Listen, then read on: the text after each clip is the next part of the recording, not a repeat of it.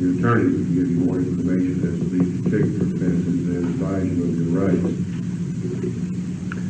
Your Honor, it appears that the only reason the state attorney's office is indicating they would not like a bond set in this case is because they've decided he's a suspect in apparently a homicide in Tallahassee. It appears the only reason they've decided he's a suspect is because he came from Tallahassee.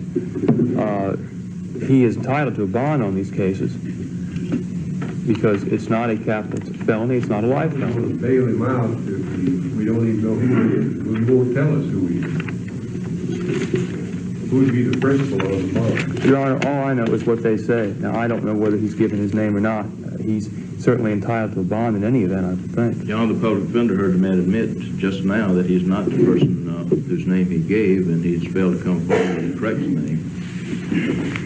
Well, as soon as he comes forth with his correct name or the authorities are able to identify him, he will be entitled to bail and it will be fixed either by me or some other judge or me. But until we find out who he is, there's no way we can bail him out. All right. That's all. Thank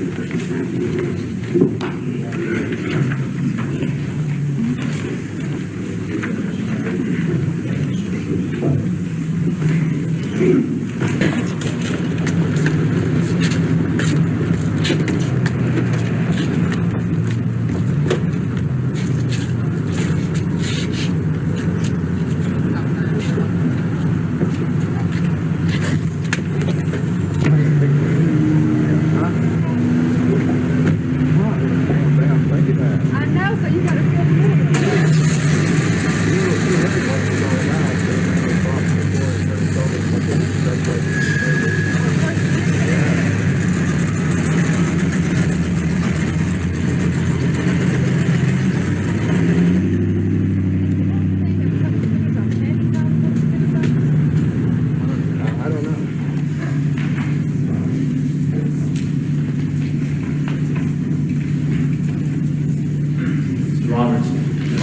Bundy. And I'd just like to introduce you to my counsel, Margaret Good, the woman sitting at the counsel table, and then Thompson. He'll be questioning you about some things that we're interested in.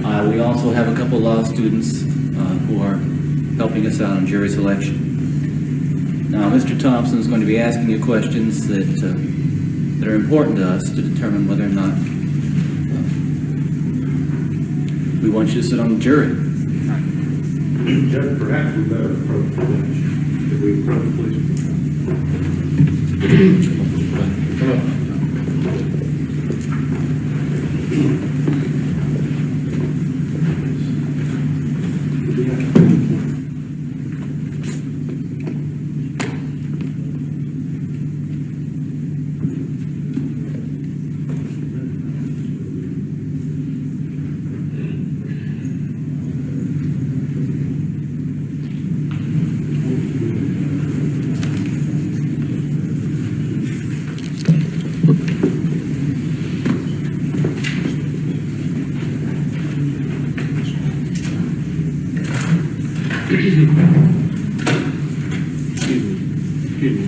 If there are any... Thank you, ma'am. Mr. Roberts, having introduced my counsel, I'll now ask Lynn Thompson to come over here, and he's got some questions. Go ahead, Mr. Thompson.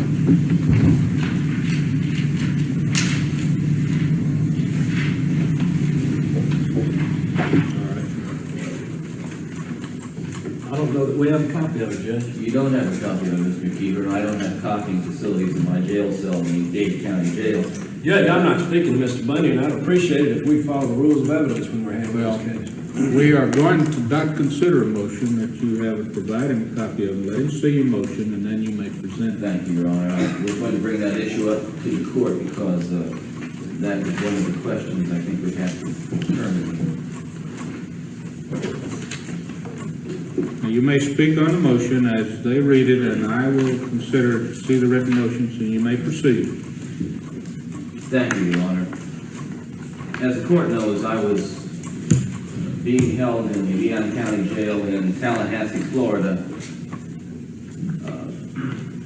during the time the venue was in Leon County, and it was transferred only yesterday to Dade County Jail in preparation for proceedings this morning.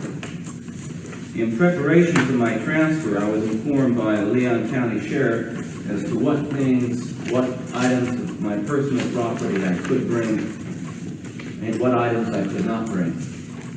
And I was informed by the sheriff, and it was in fact the case, that I was only allowed to bring files directly related to the Con Omega case and COVID.